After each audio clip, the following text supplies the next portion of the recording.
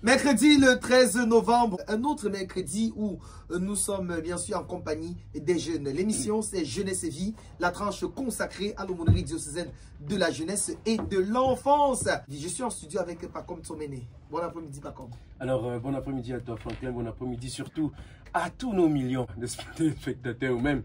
Il faut le dire aussi sur Zeno, ceux-là sont à l'écoute partout dans le monde. Alors, pas comme Tomé, c'est mon nom. Voilà. Diaspora de l'aumônerie, atout ou inconvénient pour l'aumônerie. Voilà la thématique qui a été choisie en ce jour. Et quelles sont les différentes expériences dans l'aumônerie? La diaspora et l'aumônerie véritablement en deuxième partie. En troisième partie, nous aurons les expériences aux États-Unis. Parce que l'invité nous vient des États-Unis. Quels sont les conseils et les perspectives également? Nous en parlerons tout au long de cette émission. Mais avant, respirons en musique avec Alain Osomba qui a la mise en onde. Au micro de présentation, Franklin de Dieuba, c'est moi. À tout de suite. De retour en studio. Vous savez, c'est notre hymne, l'hymne de l'émission Jeunesse et Vie. Une belle mélodie de l'abbé Étienne Bakaba que j'ai d'ailleurs aperçu tout à l'heure en bas. Alors, pas comme Tsomene, aujourd'hui, nous avons un gars de la diaspora parmi nous. On l'appelle The World Citizen. Voilà. Il est journaliste du côté des États-Unis. Mais je sais qu'il fait aussi beaucoup de choses quand même. Carlos Moser, c'est comme ça qu'on l'appelle. En guise d'introduction pour lui, parce que tout à l'heure, il y a un internaute qui a dit vous prenez maintenant les gars de Mbeng pour venir présenter à Douala. En tout cas. Vous pouvez présenter comment? J'ai posé la question à savoir présenter comment. Il me dit on attend aussi savoir. Certainement, il aura beaucoup de big up pendant pas temps. Tu prends même cette personne, tu peux avec. Bon après-midi, Carlos Moser, bienvenue. Bonjour à tous, bonjour à tous les auditeurs, bonjour à Pacom, bonjour à Franklin, bonjour à Yannick Méné qui est aux images. Voilà. Il faut le préciser. Je rappelle que pour des raisons de la cause, l'émission est filmée et puis elle sera publiée. Alors, je rappelle que Carlos Moser est un ancien présentateur de l'émission Jeunesse et Vie. Je fais d'abord un big up aussi à Yannick Kapoa, qui lui aussi est un ancien présentateur. Le lien qu'il y a entre les deux, c'est que bon... Je voulais citer l'autre présentateur. Je voulais commencer à faire la liste. Non, je veux le lien avec les États-Unis, c'est que Yannick Kapoa, ancien présentateur, est aux États-Unis. Carlos Moser, ancien présentateur, vit aux États-Unis. Je ne te coupe pas. Je suis présentateur. Je suis présentateur. Attends, je te coupe pas. Je suis présentateur. Franklin. Je suis présentateur. Écoute-moi d'abord, ok? J'ai quand même fait la science. Par déduction de ce qui précède, tu es présentateur d'ici l'année prochaine, tu peux aux États-Unis. Est-ce que je vais Le diable passe. Le silence, le diable. Est-ce que tu vas partir? Alors, Carlos Moser, comment tu vas mon frère? Ça va assez bien, on se plaint pas. Alors, est-ce que tu sais que beaucoup n'y croyaient pas? Que quoi? Que tu devais pas? Oui, je sais, y compris toi-même. Oui, y compris moi-même, parce que hier tu étais aux États-Unis, aujourd'hui tu es à l'antenne. Donc, on comprend pas. Écoutez, tout est possible, non? Il suffit, c'est vrai, ça fait 22 heures de vol, pratiquement, avec quelques heures d'escale à Paris, pour ceux qui prennent Air France, sans publicité. Donc, c'est possible. Quelqu'un peut parler tout de suite. Il est 14 h, il dit qu'il est à Los Angeles, parce que c'est où je vis. Et puis, il te donne rendez-vous demain à 19 h. Il sera là, au Cameroun. C'est possible. Ok, en tout cas, nous on ne connaît pas. Nous on ne connaît pas. Demande-moi que tu es à quoi et tu donnes rendez-vous à Ndokoti. Je sais que tu seras là dans 30 minutes. Bon, il y a les bouchons. Bon, pour même moi, l'autre là, on ne sait même plus. Pour moi, comme ça, si tu as trop fait, tu dis même pas Menyam. Ou encore même Bacham, tu vas voir, je vais te donner l'itinéraire. Alors, je rappelle simplement que Carlos Moser aussi était très engagé à l'aumônerie diocésaine de la jeunesse. C'est pourquoi je me dis que bon, voilà, c'est l'invité qu'il faut pour une thématique comme celle-ci. Alors, avant d'entrer en plein pied dans la diaspora de l'aumônerie, j'ai d'abord envie de savoir quelles étaient tes motivations lorsque tu intégrais, je veux dire, l'aumônerie lorsque tu étais au pays. C'était quoi tes motivations? Alors déjà, je salue tous ceux qui m'avaient accueilli à l'époque, à notre époque, parce que là, ça commence à être vraiment une époque. Ça traverse. Je pense plus qu'il y ait vraiment quelqu'un de notre époque qui soit encore là, parce que je parle de Lazare Carnon Bembem, qui était le coordonnateur, le vice-coordonnateur, son nom il m'échappe. On avait pas mal de personnes, comme Isabelle Fotsamene, qui était artiste. et le Yannick Capoa aujourd'hui qui est au Maryland, dans l'état du Maryland aux États-Unis. Il y avait pas mal de personnes. Les Yannick Méné sont venus après. Ce sont les jeunes. Qu'on a vu venir. Ce sont les petits frères qu'on a vu venir. Donc voilà, il y avait pas mal d'aînés à l'époque qui nous ont accueillis. Et puis, vous connaissez Frère Christophe. Nous, on a connu l'abbé Christian Vivien Munda Mawel. Il est aujourd'hui quoi, il est curé. D'ailleurs, il était aux États-Unis au mois d'août pendant ses vacances. On a eu à discuter un peu. Il était aux États-Unis. Donc, voilà, donc je rends hommage à ces aînés qui nous avaient accueillis à l'époque. Et j'ai eu pas mal de responsabilités, que ce soit au niveau des mouvements en paroisse.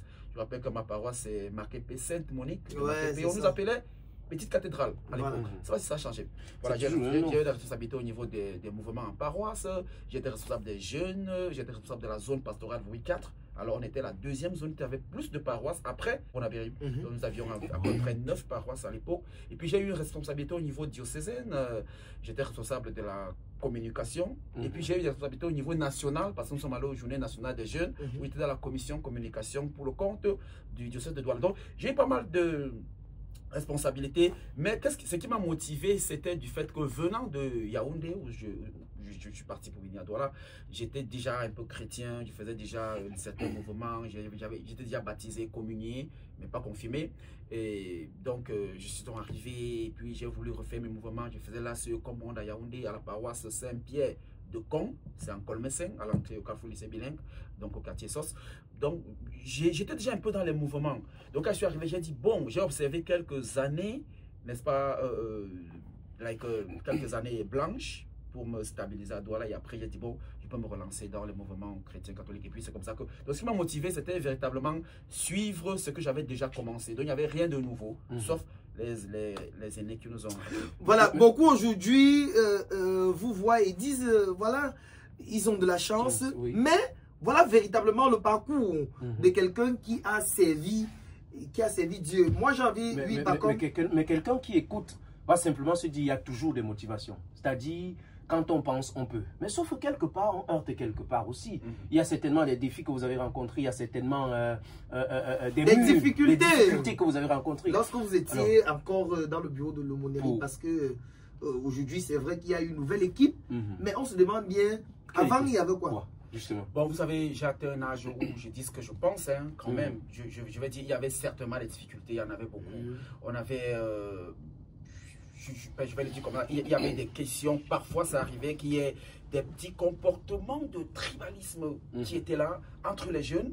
Vous voyez, on disait non, tel il est du centre, tel il est du littoral, pourquoi tel il a telle responsabilité, pourquoi tel il a déjà duré à tel poste. Mais là, c'est entre nous les jeunes. Et puis, heureusement, on avait le clergé qui venait rétablir les choses, surtout quand tu te plaignais. Ça, il y avait cette difficulté-là qu'il fallait traverser. Parce qu'après, tu ne te laisses pas faire aussi. Tu te dis, bon, si on te pose cette carte, il va bien falloir la contourner, soit en voyant l'aumônier, en voyant les responsables, pour leur dire, tel a dit ceci, et tout, et tout, et tout. J'ai bien envie de savoir comment il va se laisser un message. Donc, quand je le dis, donc, il y avait, en dehors de ça, il y avait pas mal d'autres... il y avait la difficulté de la distance. Alors, il fallait partir de mon Marquépé pour arriver à l'aumônerie. Il fallait faire des réunions. Parfois, on avait jusqu'à 2 à 3 réunions par semaine. C'était une difficulté énorme. Et moi, j'avais la chance que j'avais une moto. Donc, je me déplaçais un peu facilement par rapport aux autres. Ce qui fait qu'après les réunions, je portais facilement 2 ou 3 personnes pour les déposer soit en Ndokoti ou et tout pour partir. Donc, la difficulté, c'était ça. La difficulté financière, la difficulté, comme j'ai dit, des petits conflits parfois inutiles dans le groupe. Donc, c'était un peu savoir les difficultés principales. Mais sinon, après ça, je crois que lorsqu'on on avait la foi, et je crois que la foi a pris le dessus. Est-ce que quelque part l'aumônerie a influencé votre vie professionnelle ou encore votre vie personnelle? Oui, la vie professionnelle, oui. Je rappelle que je travaillais dans une entreprise à Bonapriso, où j'étais au service de la logistique, où j'ai été licencié. J'ai été licencié parce que certaines personnes, parce que parfois j'utilisais le véhicule de l'entreprise pour servir l'aumônerie. J'avais un pick-up de l'entreprise. Parfois, j'arrivais. Beaucoup savent que je garais à l'aumônerie. Je transportais les choses de l'aumônerie. Parfois, quand on avait les journées diocésaines des jeunes, c'est moi qui transportais et les t-shirts, et les palettes d'eau, et les chapins chargés, et les ceci, pour les déposer soit à Bonabéry pour les journées diocésaines des jeunes qui ont eu lieu à Bonabéry, soit à Japoma. Je me rappelle, on a eu... Je me rappelle cette époque. On a eu un Japoma avec comme curé à l'époque l'actuel secrétaire de la conférence épiscopale nationale, Monseigneur Paul Niaga. Il était curé là-bas lorsque nous avons organisé le journée où j'ai été plusieurs fois récompensé comme meilleur jeune, n'est-ce pas, de l'archidiocèse. Alors donc il y a eu tout ça que nous avons donc combattu. C'était ça ce qui a influencé. Et après, comme de façon négative. Oui, après ça je faisais bien, mais sauf qu'en entreprise, à un moment on se rendait compte que le carburant. Non, l'entreprise n'avait pas de problème de carburant. C'était une grande entreprise, une grande boîte. Mais je me dis, parfois je n'étais pas disponible pour le travail de l'entreprise. On m'appelait, parfois je mettais mon téléphone en mode avion, serment pour ne pas être disponible, le temps de finir la tâche de l'aumônerie avant de me remettre en ligne et recevoir les coups de fil. Parfois c'est déjà tard, il fallait livrer un client, il fallait. Donc c'est un peu ce côté-là. Mais est-ce qu'il y a quand même du positif? Parce que... Oh, du positif, oui. La relation humaine. La relation humaine. Parce que vous savez, la relation humaine, c'est quelque chose de très important. Parce qu'après, ça te donne un carnet d'adresses. Parce que j'avais accès à l'évêque. Je vous rappelle qu'à Radio Veritas, je n'ai pas été en chef de service. Radio Veritas. Donc, je suis pas en chef de service, nommé par l'évêque. Donc, on faisait des réunions donc, avec l'évêque parfois. Donc, ça arrivait, ou alors avec les autres responsables, les Jews d'Atemanquin et d'autres responsables. Et puis, ça faisait donc, lorsque j'ai été licencié, j'ai eu le soutien de l'église sur ce point-là.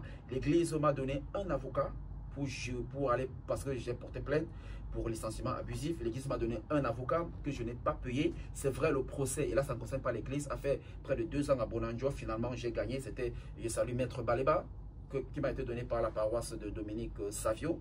La paroisse de Dominique Savio, donc, et le procès, il a fait 2 ans, mais j'ai gagné le procès. J'ai été payé 800 000 francs CFA à l'époque. Et ça, c'est l'église qui a fait tout ça. Je n'ai pas payé l'avocat. Voilà. Donc, soit, et puis, bon, parce que les autres, il y en a beaucoup d'autres que je ne peux pas revenir. Voilà, c'est ça. Diaspora et aumônerie, voilà justement atout ou inconvénient pour l'aumônerie. On en parle cet après-midi, peut-être pas comme pour rappeler. Justement. S'il y a des personnes qui veulent intervenir. Ils sont certainement nombreux. Alors, vous pouvez nous appeler aussi 150, 127, 127. Appelez-nous pour témoigner avec nous ici, surtout pour ceux-là. Certainement, il y en a qui connaissent ceux qui sont partis et ils ont coupé des ponts avec l'église, ou du moins couper les ponts même avec le mouvement, parce qu'on ne sait jamais. Non, mais c'est pas facile, hein. Il faut savoir que couper les ponts, c'est peut-être trop dit, mais généralement, aujourd'hui, si je suis capable de venir au Cameroun 3 fois par an, partant de Los Angeles, j'étais au Cameroun en novembre 2023, je suis venu en juillet, je reviens en novembre, ça fait en une année, en 12 mois, je suis venu 3 fois. C'est parce que j'ai une certaine stabilité. Alors, il y en a qui viennent de partir. Ne demande pas à Yannick Apoua, mon ami Yannick Apoua, de faire ça aujourd'hui. Il ne pourra pas. Parce qu'il vient d'arriver. Il faut quand même qu'il observe un certain stand-by qu'il ait eu. C'est vrai, j'ai suivi qu'il intervient dans des émissions ici. Parce qu'au moment où je vous parle, il doit être 4 h ou 2 h du matin. Voilà, actuellement, là-bas. Donc, ceux qui ils ne peuvent pas forcément avoir la même stabilité pour intervenir et tout. Il ne faut pas leur porter préjudice pour ça, parce que c'est pas facile. Quand tu viens d'arriver, il y a ce qu'on appelle le temps de l'intégration. Le temps de l'intégration, c'est un temps extrêmement important. Il ne faut pas t'agiter pendant ce temps-là. Il ne faut pas commencer à appeler les gens à gauche, à droite. Non, non, tu ne vas pas t'en sortir, mon ami. Tu ne vas pas t'en sortir. Il faut d'abord observer, il faut faire le blackout. C'est pour ça que tu vois, quand on arrive, on change le numéro de téléphone, parce que ça, c'est une obligation, il faut t'adapter. Après, maintenant, il faut faire ce qu'on appelle l'adaptation, qui est liée justement à ce qu'on appelle le temps d'intégration. Voilà, alors maintenant nous sommes du côté de la diaspora. On aimerait bien savoir comment est-ce que la diaspora a-t-elle impacté dans votre relation avec l'aumônerie? Est-ce qu'elle a même impacté? Bon, je ne vois pas. Peut-être c'est la question qui est mal posée. C'est-à-dire quoi la diaspora impacte? Quelle diaspora il s'agit de qui? Bon, peut-être. On parle justement de l'invité. Oui. Est-ce qu'en dehors des États-Unis, vous êtes allé ailleurs vivre? Non, non, je n'ai pas vécu ailleurs. Voilà. Alors, est-ce que... J'y vais, mais juste, je suis pas dans les vacances peut-être, je vais à Paris, je vais au Canada, mais vraiment, je n'ai pas vécu ailleurs. Alors, c'est pourquoi j'ai demandé comment est-ce que... Ou alors, est-ce que la diaspora a impacté votre relationnel avec l'aumônerie? Non, non. Depuis que je suis parti, j'ai presque, je ne vais pas dire couper les ponts, mais c'est un peu presque ça avec la diaspora, avec l'aumônerie à Douala, parce que il y a ce que j'ai appelé l'installation, ce que j'ai appelé comprendre le système d'abord, ce que j'ai appelé l'insertion, l'intégration. C'est ce temps-là qu'il faut observer. Donc, véritablement, non, il n'y avait pas de relation particulière. Il n'y a pas eu de relation particulière depuis les 5 dernières années, parce que j'avais quand même que je suis parti au mois de septembre 2019. Alors, est-ce que les jeunes qui sont à l'aumônerie aujourd'hui peuvent se dire avoir des atouts? Oui. Peut-être par rapport à ceux qui étaient là et qui sont partis. Est-ce qu'il y a des atouts pour les jeunes qui sont ici? Bon, atouts, ça va dépendre dans quel sens vous voulez les atouts. Ça dépend dans quel sens est-ce que vous voulez que ces atouts soient. En quoi est-ce que vous, de la diaspora, vous nous êtes bénéfique? Voilà. Non, mais déjà, premièrement, il faut savoir que nous, de la diaspora, on ne vous doit rien. Ça, il faut que ça soit clair. On ne vous doit absolument rien. Donc, tout ce qu'on peut prendre comme initiative, oui. Je vous dis qu'on a atteint un âge où on dit les choses comme mais il y en a quand même qui sont partis parce que ils connaissaient une personne de l'église qui connaissait une autre personne encore qui a pu donner l'itinéraire. Non, c'était pas mon cas. Ah bon, d'accord. Vous avez les noms?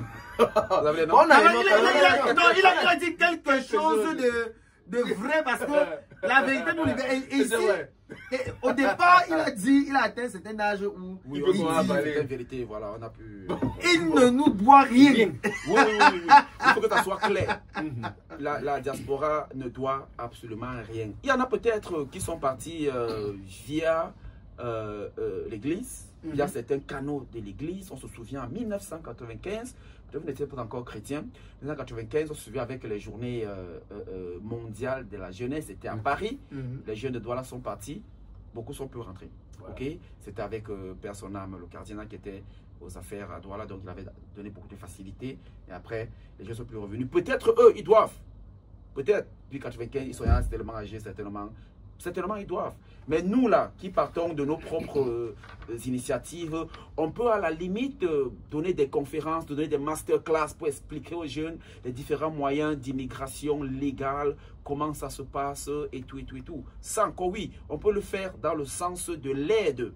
Mais vraiment, il faut qu'on soit clair, on ne doit rien à personne. Bon, justement, il a touché un point très sensible parce qu'il ne faut pas oublier aussi que depuis l'année passée, à l'archidiocèse, du moins pour ce qui est du compte de l'archidiocèse de Douala, nous sommes dans l'optique du synode, le synode triennal, parce que ça va s'étendre sur 3 ans.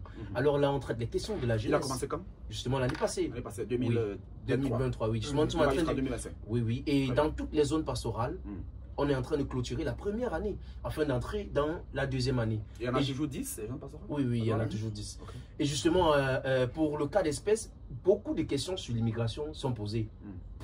Certainement, vous nous direz, que peut justement la diaspora que peut la diaspora pour cette aumônerie d'aujourd'hui qui se veut avoir une jeunesse émergente? Alors, le synode, c'est pour l'aumônerie ou bien c'est pour l'archidiocèse? En fait, c'est pour l'archidiocèse parce que l'archevêque a consacré justement 3 ans pour la jeunesse. D'accord.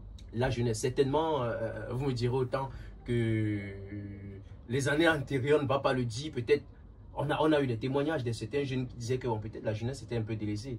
Alors le père a dit, ah bon, je vais vous montrer que ce n'était pas le cas. Alors il a donc consacré 3 ans où on ne va que parler questions jeunes. Alors, la première chose que je vais dire, c'est que ce que la diaspora pourra apporter à ce synode dépendra de ce que le synode lui-même a prévu pour la diaspora. Alors, je vais plus loin.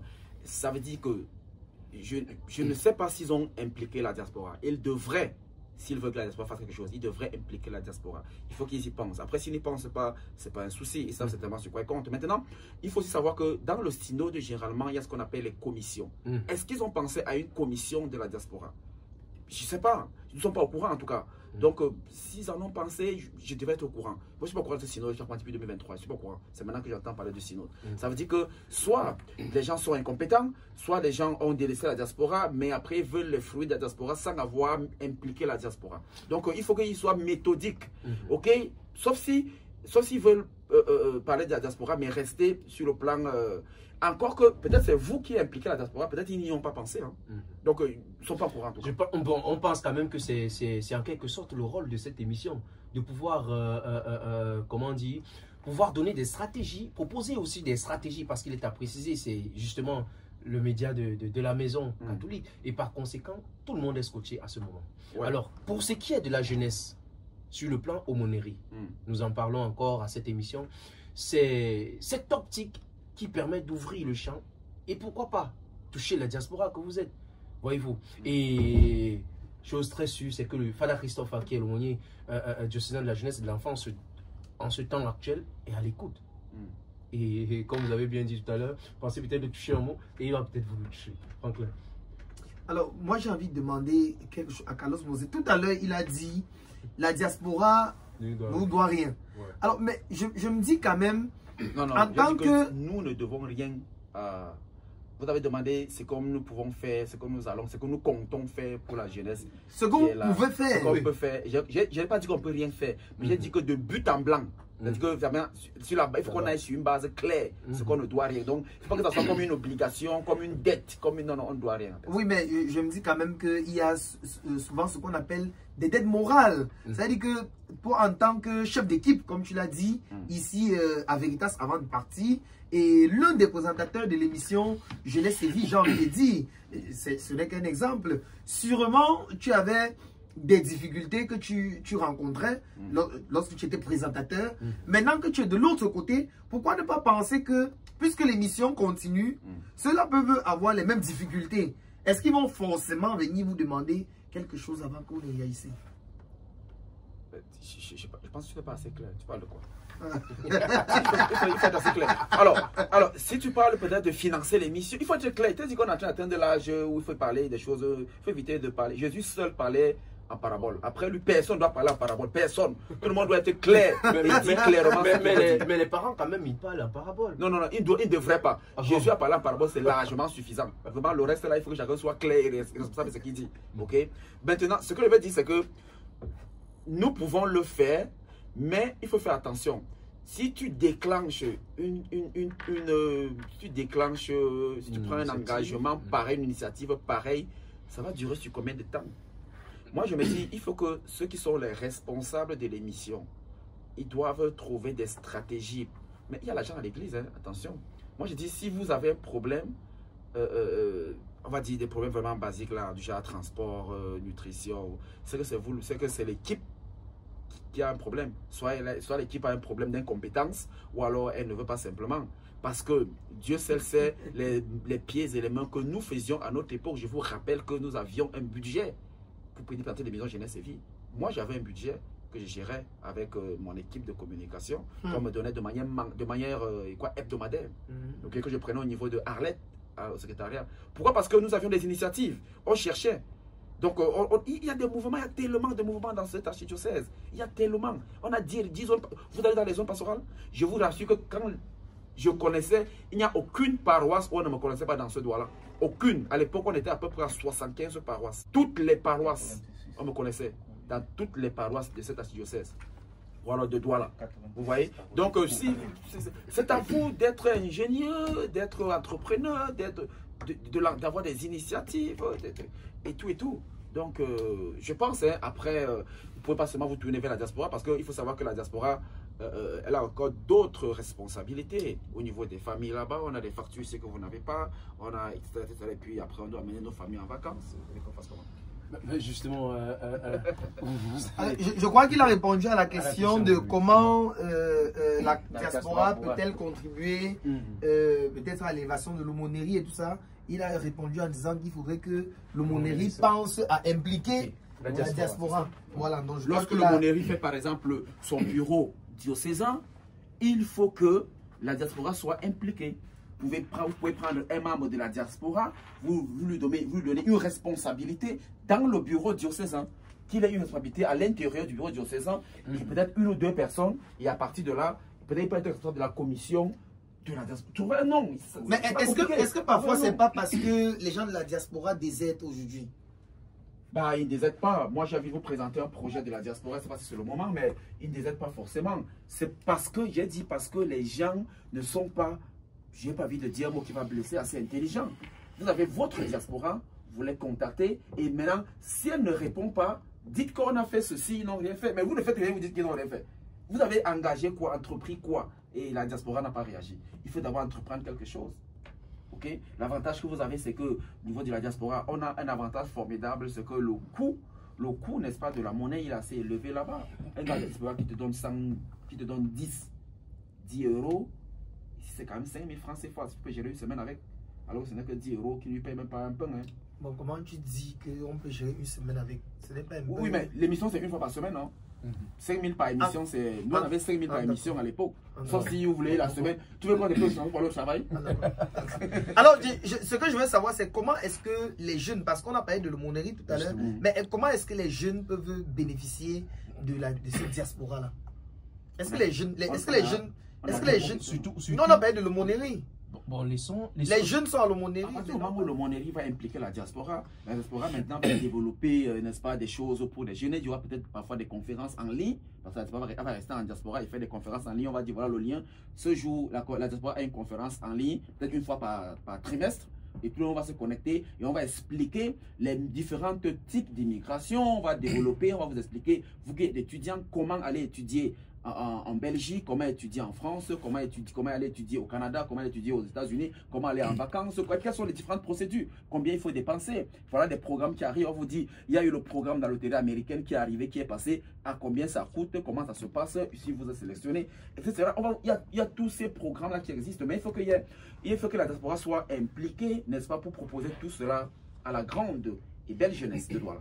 Alors, je pense plutôt qu'on peut également faire des conférences pour montrer aux jeunes qui peuvent véritablement réussir aussi au Cameroun. Alors, ça va concerner la commission qui est au Cameroun. Mais comme la diaspora, parler de la diaspora. Si nous sommes de la commission de la diaspora, nous ne parlerons pas de comment s'en sortir au Cameroun. Parce que nous ne connaissons plus comment s'en sortir au Cameroun. Non, mais on va parler de comment s'en sortir en diaspora. Mais vous pouvez parler de vos difficultés là-bas et ça décourage les gens. Mais tout n'est pas rose. Tu veux qu'on parle uniquement de... Mais c'est juste pour le qui a dit que... L'Europe n'est pas le paradis. Mais sauf qu'il vit là-bas. Bon, alors, puisqu'il a tout un quartier pour lui. Amis auditeurs au 650, 127, 127, 650, 127, 127. Juste après la ponctuation musicale, revenez-nous. Pourquoi pas? Pour parler des expériences justement aux États-Unis, il va approfondir justement. Il parlera de ce projet lancé par les jeunes. Oui, nous en parlerons. Et aussi, il va nous donner quelques conseils et perspectives. En tout cas, soufflons en musique avec Alain Osomba. La jeunesse, parler justement de cette question. Franklin Nezemba, aujourd'hui, nous avons quelqu'un d'ailleurs qui nous vient de l'autre côté. L'autre mer. Diaspora de l'aumônerie, atout ou inconvénient pour l'aumônerie. En cette autre partie, nous parlerons justement des expériences aux États-Unis. Ils nous disaient en offrant que leur expérience à l'extérieur les a poussés à se rassembler véritablement. Il y a un grand projet derrière et puisqu'il est là, il faudrait qu'il nous en parle davantage. Carlos Moser, puisqu'il s'agit de lui. Carlos Moser, alors tu nous parlais d'un projet que vous avez lancé, vous, de la diaspora. De quoi s'agit-il véritablement? Alors, il s'agit d'un projet qui actuellement est appelé Diaspo Cato Douala, c'est-à-dire la diaspora de l'Église catholique qui est à Douala. Alors, c'est un mouvement qui a été lancé là, il y a de cela, on va dire 2 mois. C'est vraiment du nouveau, c'est tout nouveau, c'est tout beau le projet. On vient de le lancer et on l'a lancé, les initiateurs sont à la base, il y a moi, il y a un certain Yannick Capoa, il y a une certaine Mariette Poimo, il y a une certaine Anne Priso. Je rappelle que moi de Marquépé Sainte-Monique, Mariette Poimo de la paroisse de Saint-Augustin de Nyanka. C'est quoi sa zone pastorale? Voury 7? Voury 7. Nyanka, oui. Voilà, ça c'est Mariette Poimo. Il y a Anne Priso de la paroisse Saint-Sacrement de Dorbon. Voury 3. Voury 3. Yannick Capoa. Voury 4. Yannick Capoa de Saint-Charles-Wanga. Voury 3 toujours. Donc voilà les 4 qui sont à la base de l'initiative, mais avec un grand rôle joué par Mariette Poimo qui était à la base, que je salue d'ailleurs au passage.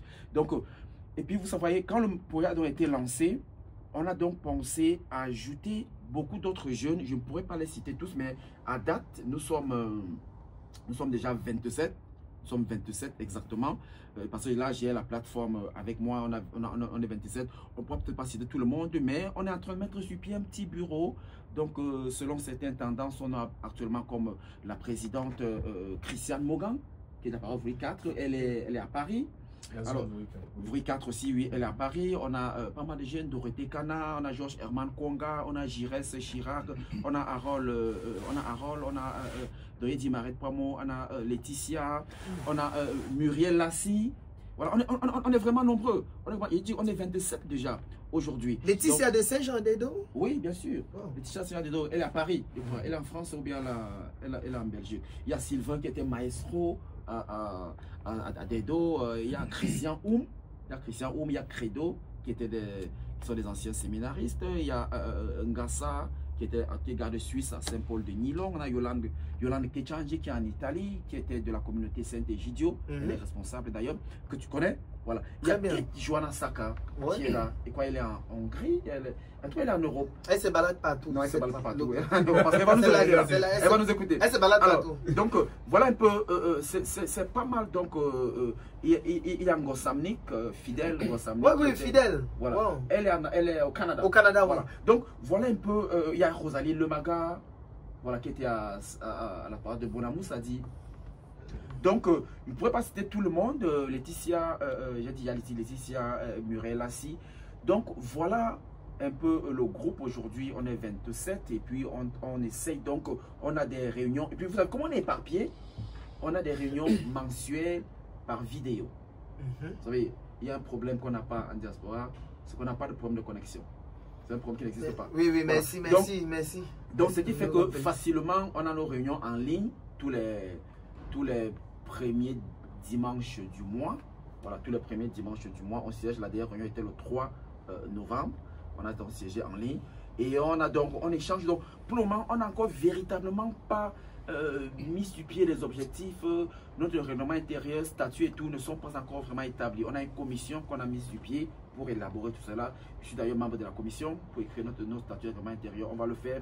Et certainement à l'intérieur, on va infiltrer quelques alinéas, quelques articles concernant le monnaie qui est à Douala. Donc, c'est un peu là où on va mettre sur pied une véritable base pour travailler. Pour le moment, on a donc... Alors, c'était quoi le but derrière? C'était quoi le but derrière? Oui, on a estimé qu'on a été très engagé à Douala, à l'église, et que, on va dire, le Seigneur nous a bénis. Nous, on estime, hein, le Seigneur nous a bénis, parce qu'à un moment donné, et moi je le dis souvent, avec tout ce que nous avons fait, pour ceux qui étaient vraiment honnêtes, parce qu'après il faut savoir ce que chacun faisait, ce que chacun cherche ce qu'il va chercher à l'aumônerie. D'autres vont pour essayer d'avoir 10 000, 3 000, et puis pour eux ça va. D'autres vont pour prendre la bénédiction, pour avoir des choses vraiment et tout. Donc chacun sait un peu pourquoi il va à l'aumônerie. Donc nous autres, nous avons servi. Moi j'ai mis ma moto à la disposition de l'église. J'ai mis ma voiture, j'ai mis mon argent, j'ai mis mon temps, j'ai mis ton travail. Mon travail que j'ai même perdu. Il n'y avait pas de salaire. Donc à un moment donné, je me dis, à un moment donné quand même, je me dis, Dieu regarde et dit non. Parce que parfois je me dis souvent que non. Dieu était obligé même de nous bénir. Oui. Parce qu'à un moment donné, il ne faut pas seulement prier. Et à un moment donné, il faut aussi un peu dire au Seigneur que non, mais là maintenant, là, regarde tout ce que j'ai fait. Surtout quand tu sais que tu l'as fait honnêtement. Dans tes prières, tu te mets à genoux, tu te dis, mais regardez tout ce que j'ai fait. Je ne m'en sors pas. Il y a un problème. Tu lui dis que, mais vraiment face à face, tu lui dis qu'il y a un problème. Tu vois, même, moi, tu vas à la sacristie, tu vas devant le Saint-Sacrement. Devant le Saint-Sacrement, voilà. Merci. Et tu te dis, mais, tu lui dis, mais, regarde là où je suis, il y avait tout ce que j'ai fait. Peut-être tu m'as oublié, mais fais quelque chose, do something right now. Tu vois, et puis voilà. Mais est-ce que Dieu oublie les gens? Oui, mais parfois il faut aller. Je sais pas, moi je sais pas. Est-ce qu'il oublie? Moi je sais pas. Peut-être il voulait nous oublier et puis nous on est allé, on lui a dit non. Mais attention, do something right now because we need something right now. Et peut-être là il a. Justement, ici en Afrique, on a l'impression qu'en Europe, ou du moins de l'autre côté là-bas, les jeunes courent après le temps. Au point où ils ont oublié un peu l'église. Parce que quand on regarde, si on se fie aux télévisions, on voit plus de vieux à l'église en Europe que de jeunes. Et ici, plus de jeunes que de vieux. Question posée. Ça c'est vrai, oui, vas-y. C'est quoi la faute? Ou bien, c'est quoi le problème? Alors ça c'est une réalité. Alors, ce qui pose ça, c'est parce que, premièrement, en Occident, on ne connaît pas le week-end. C'est chacun qui établit son week-end. Quelqu'un va te dire que mon week-end, c'est mardi et mercredi. Moi, le mien, par exemple, c'est mercredi et jeudi. C'est mon week-end. Je ne connais pas le week-end de samedi, dimanche. Ce n'est pas mon week-end là-bas. C'est chacun qui met son week-end. Parce qu'on ne connaît pas les week-ends des gens. Tous ceux qui font, par exemple, dans la médecine vont vous dire qu'ils travaillent 4 jours. Ils font 2 jours de repos. Ils font encore 4 jours. Donc, ils ne regardent pas c'est lundi, mardi. Ce n'est pas ça le problème. On te dit 4 jours, 2 jours de repos, 4 jours, 2 jours de repos, ainsi de suite. Le 2 jours là, ça fait ça peut tomber que c'est un dimanche. Ça peut tomber que c'est un dimanche. Ça peut tomber que c'est un lundi. Ça peut tomber... donc, tu travailles dimanche, lundi, mardi, mercredi. Tu es de repos jeudi, vendredi. Tu recommences samedi, dimanche, lundi, mardi. Tu es de repos mercredi, jeudi. Ainsi de suite. Donc tu connais, ton week-end, c'est le jour que ça va tomber. Quand on ne te dit pas que vraiment, oui, c'est dimanche, il y a le tarot, ça n'existe pas. Ça n'existe pas, il n'y a pas ça. Mais comment, bon, on a quand même des jeunes ici, localement, qui font des services de car. Et qui, justement, se trouvent dans le contexte où son week-end peut tomber un lundi Pendant que toi, tu termines ton week-end le dimanche, oui, ça passe le lundi. Ou à défaut, mardi. Mais comment faire en tant qu'une personne qui vit cela en activité pleine, de l'autre côté, à l'Occident? Comment faire?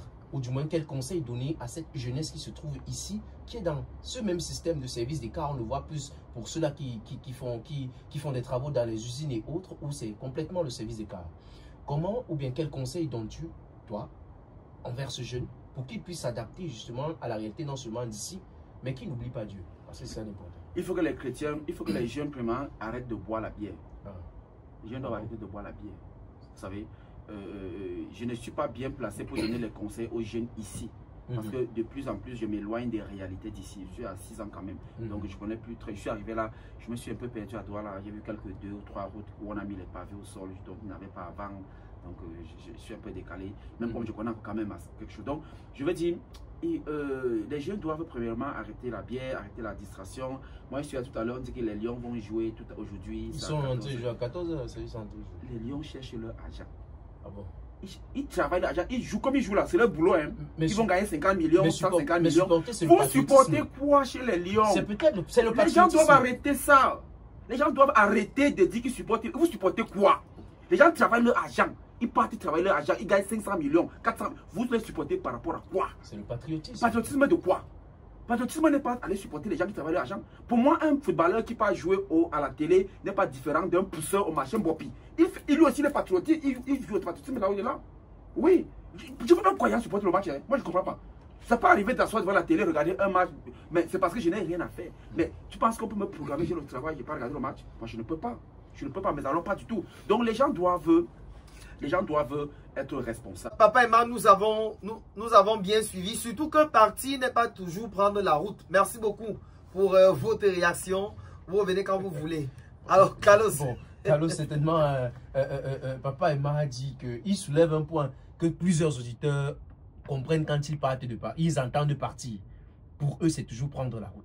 Pourtant, ici, vous avez élevé des termes tels que organiser des séminaires sur comment faire pour, bien sûr, aller... Pour bien partir. Bien partir. Voilà. Parce qu'il y a ce phénomène. Priez de nous éclaircir dessus. Alors, il faut qu'on soit bien clair. Je n'ai pas dit que les jeunes doivent partir. Maintenant, je vais dire ce que je pense. Ça, c'est ce qui m'a d'abord accusé. Il m'a pas... et puis là, il a un peu extrapolé. Il dit qu'il peut changer le Cameroun en une semaine. C'est son point de vue. Il y a 1000 prisonniers, détourneurs. Non, ils sont pas 1000. C'est son point de vue. Ils ne sont pas 1000 en prison, ceux qui ont détourné la fortune publique. Ils n'atteignent pas 1000. Alors, donc, il ne va pas il va prendre 50 bâtons pour 1000 personnes. Il va prendre ça où? Là, c'est toujours il a extrapolé. Donc, c'est complètement différent. Alors, ce que moi, je pense de l'immigration, parce qu'on n'a pas parlé de l'immigration. C'est lui qui dit que j'ai dit, je n'ai pas dit ça. Alors, l'immigration, ce que moi je pense de l'immigration, moi je pense que un jeune, qu'il soit catholique ou pas, chrétien ou pas, qui veut partir, il doit partir. Et il doit partir puissamment, à la seconde où il a l'occasion. Il faut bien qu'on se comprenne. Je vous ai dit qu'à un moment donné, il faut dire des choses comme tu penses. Moi, j'ai eu on va dire, un duel par vidéo interposée sur Internet avec un certain Philippe Simon, qui est très suivi sur Internet, quoi, il a plus de 2 millions d'abonnés. Voilà. Donc, je faisais les vidéos, il faisait aussi, on se répondait, où il estimait que les jeunes, quelqu'un qui travaille un peu 350 000 au mois, il peut rester au Cameroun pour le nom. Et puis, je lui disais que non. Selon moi, avec l'expérience que j'ai, si un jeune, même s'il gagne 3 millions de francs CFA, à la seconde où il a l'occasion de partir, il part d'abord. Il part. Mais pourquoi? Non, justement, pourquoi? Parce qu'il y a un problème d'insécurité qui est encore dans notre société camerounaise. Et ce problème d'insécurité doit être traité par les gouvernants. Et la jeunesse, naturellement, doit y penser aussi à essayer d'éviter certains pièges. Parce que cette insécurité-là, elle est partout. C'est une insécurité elle est sanitaire, elle est alimentaire, elle est diplomatique. Donc, c'est une insécurité qui est partout. Donc, même si tu gagnes ces 3 millions, un matin, ton patron, si tu peux se lever un matin, il te vit. Et tu ne vas rien faire. Tu vas aller au tribunal, le procès va prendre 5 ans. Que tu gagnes peut-être après 5 ans. Tu fais comment? Donc, il faut qu'on travaille sur la sécurité. C'est plus important. Pas la sécurité pour lutter contre les microbes et pas seulement de celle-là. Non. La sécurité, j'ai dit alimentaire. Il faut que les gens soient capables d'être sûrs de manger sain. Et manger les 3 repas qu'il faut par jour.